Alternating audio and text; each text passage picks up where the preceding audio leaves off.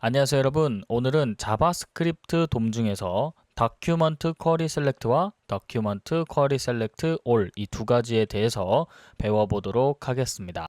우선 query selector와 query selector all 이 두 가지가 어떤 건지 먼저 알아보도록 하겠습니다. query selector와 query selector all 메서드는 클래스에 해당하는 요소를 선택을 합니다. 이 두 메서드는 매우 유연하고 강력한 다양한 방법으로 요소를 선택을 할 수 있고요. 쿼리 셀렉터 같은 경우에는 선택자와 일치하는 첫 번째 요소를 반환합니다. 그리고 쿼리 셀렉터 올 같은 경우는 선택자와 일치하는 모든 요소를 노드 리스트로 반환하도록 합니다. 앞에 있는 예시를 보고 실습으로 넘어가도록 하겠습니다. 예시를 보면 우선 HTML 코드를 보면은 박스로 선언된 것이 있고요. 박스 1, 2, 3로 텍스트가 되어 있습니다. 자, 그래서 이 쿼리 셀렉터를 통해서 우리가 박스에 대한 클래스, 이 점을 찍으면 클래스를 반환하는 거죠. 그래서 점 박스라고 했을 때 이 박스에 대한 부분의 첫 번째 부분, 동일한 클래스로 선언이 되어 있다면 이 중에서 가장 첫 번째 부분이 이쪽으로 리턴이 되게 되는 겁니다. 쿼리 셀렉터를 사용을 했을 때 그 다음에 박스 1이 이렇게 출력되는 걸 확인할 수 있죠. 근데 여기서 5를 붙이게 되면 이 박스로 된 클래스로 이름이 되어 있다면 모든 박스를 이쪽에 리턴을 하게 됩니다. 그래서 여기서 만약에 텍스트를 출력을 하게 될 경우 박스 1, 박스 2, 박스 3가 모두 다 출력되는 걸 확인할 수 있습니다. 자, 실습으로 넘어가 보도록 하겠습니다. 실습으로 넘어왔습니다. 자, VS 코드와 라이브 서버를 실질적으로 볼 수 있도록 분할된 화면으로 나눠 놨고요. 그 코드를 작성하기 앞서서 우리가 파일을 좀 정리를 해볼까 합니다. 자, 여기서 폴더 생성하기 눌러서 여기에 JS라고 만들어 주고요. 이 ex.1 JS 파일을 여기다 넣어 주고요. 저는 HTML 파일도 만들어 주겠습니다. 그리고 index.html을 넣어 주도록 하겠습니다. 이번에 배울 돔 메서드는 쿼리 셀렉터와 쿼리 셀렉터 올 두 가지입니다. 자, 그래서 여기에 div 태그를 3개 만들어 주도록 하겠습니다. 자, 우선 div 태그를 곱하기 하고 3을 해서 div 태그를 만들어 주고요. 자, 이때 모든 id나 클래스 값이 같다면 여기에 점을 찍고 여기에 박스라고 입력하고 엔터를 누르게 되면 클래스 이름까지 동일하게 나오게 되는 걸 확인할 수 있습니다. 그 다음에 박스 1, 박스 2로 작성해 주고요. 여기는 박스 3로 만들어 주도록 하겠습니다. 그리고 저장 누르게 되면 박스 1, 2, 3 나오는 걸 확인할 수 있습니다. 자, 그 다음에 스크립트를 작성을 할 겁니다. 스크립트는 이쪽에 공간을 만들어서 우선은 쿼리 셀렉터에 해당하는 부분부터 만들어 보도록 하겠습니다. const를 통해서 저는 first box라고 지정을 해주겠습니다. 그래서 document query selector라고 하고 여기에 클래스명 박스, 점 박스를 넣어 주도록 하겠습니다. 그 다음에 콘솔 로그를 통해서 우리가 first box를 한번 조회해 보도록 하겠습니다. 자, 그리고 Ctrl S로 저는 저장 누르겠습니다. 그렇게 되면 이 부분에 해당하는 지금 클래스와 박스 1에 해당하는 부분이 나왔죠. 자, 여기서 텍스트를 확인하고 싶다면 여기서 점을 찍고 텍스트 점을 찍고 텍스트 콘텐츠라고 하고 다시 저장 누르게 되면 박스 1이라고 정상적으로 나오게 됩니다.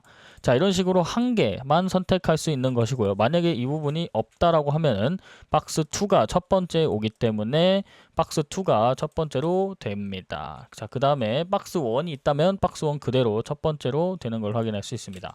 자, 그 다음에 쿼리 셀렉터 5를 먼저 작성을 해보도록 하겠습니다. 아랫부분에다 쿼리 셀렉터, 저는 콘스트로 쿼리 셀렉터 5를 할 건데 all box라고 하겠습니다. all boxes라고 해서 document query selector 5를 통해서 여기가 저는 클래스로 되어 있죠. 그래서 all box 해가지고 for each 문으로 여기에 펑션을 하나 선언을 해주겠습니다. 펑션을 만들어서 각각의 박스에 대한 매개 변수 값들이 들어가고요. 그 다음에 여기에 해당하는 값으로는 자, 여기 밑에 콘솔 로그를 통해서 박스 점 여기에 들어오는 박스라는 값들이 들어오는 겁니다. 이 하나, 둘, 세 개가 이렇게 계속 들어오게 되고요. 여기에 해당하는 텍스트 콘텐츠가 어떻게 나오는지 같이 한번 확인해 보도록 하겠습니다. 이 부분은 주석 처리 잠깐 해주고요. 저장 누르게 되면 박스 1, 박스 2, 박스 3가 정상적으로 이 for each를 거치면서 하나씩 나오는 걸 확인할 수 있습니다. 자, 이런 식으로 쿼리 셀렉터 all에는 원하는 값이 우리가 무엇이 담기고 있는지 한번 그냥 콘솔 로그를 통해서 확인 한번 해보도록 하겠습니다. 자, 이런 식으로 여기에 all foxs를 출력을 그냥 한번 해보도록 하겠습니다. 이 부분 주석 처리 잠깐 해주고요. 자, 삭제를 해주겠습니다. 자, 이런 식으로 노드 리스트라고 되어 있는 걸 확인할 수 있습니다. 노드 리스트 3 해서 박스 이렇게 되어 있는 걸 확인할 수 있죠. 자, 그러면 0, 1, 2라고 해서 이런 식으로 각각에 해당하는 우리가 지금까지 사용할 수 있는 메서드들이 나오게 됩니다. 자, 그래서 박스 1, 2, 3가 나오고 렌스도 나오고 여기에 노드 리스트라고 되어 있는 걸 확인할 수 있습니다. 이런 식으로 쿼리 셀렉터 all을 통해서 박스를 조회를 했을 때 세 가지가 나오고 여기에 노드 리스트라고 볼 수 있습니다. 각각에 해당하는 노드들이 박스가 나왔고요. 이렇게 누르면 이동도 가능합니다. 자, 그래서 여기서 열어서 보면은 쭉 밑으로 내리게 되면은 여기 아우터 HTML이라는 부분도 나오고요. 그 다음에 아우터 여기 텍스트란 부분이 나오는데 우리가 작성했던 텍스트에 대한 부분이 이쪽에 해당하는 부분입니다. 자, 마찬가지로 다른 것도 한번 열어서 보도록 하겠습니다. 쭉 내리게 되면 여기 아우터 텍스트란 부분 나오죠. 자, 그리고 쭉 올리다 보면 이너 텍스트라고 나오고 이너 HTML이라고도 나옵니다. 자, 이 부분은 뒤에서 설명할 내용이기 때문에 이런 식으로 이너 HTML 텍스트 그 다음에 다양한 걸 우리가 쿼리 셀렉터 all을 해서 찾아서 보면은 볼 수 있다 라고 알고 넘어가면 되겠습니다. 그러면 쿼리 셀렉터는 이 클래스만 찾을 수 있냐? 자, 그것은 아닙니다. 자, 이 부분을 다 삭제해 주고요. 자, 쿼리 셀렉터를 통해서 이 쿼리 셀렉터 all을 통해서 우리가 찾아볼 것은 무엇이냐? 여기서 div에 대한 태그를 한번 넣어보도록 하겠습니다. 그리고 저장 누르게 되면 동일하게 나오는 걸 확인할 수 있습니다. 자, 이 부분을 지우고 저장을 누르게 되면 동일하게 노드 리스트라고 해서 이 div에 대한 부분들이 나오는 거고요.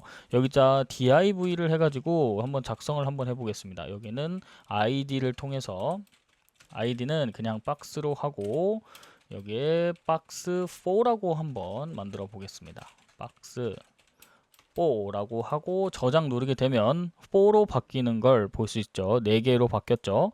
자, 그럼 이 부분에 해당하는 걸 확인을 해보니 다른 것은 div 박스, div.박스, div.박스인데 div하고 샵 기호가 나오고 박스가 나오는 걸 볼 수 있죠.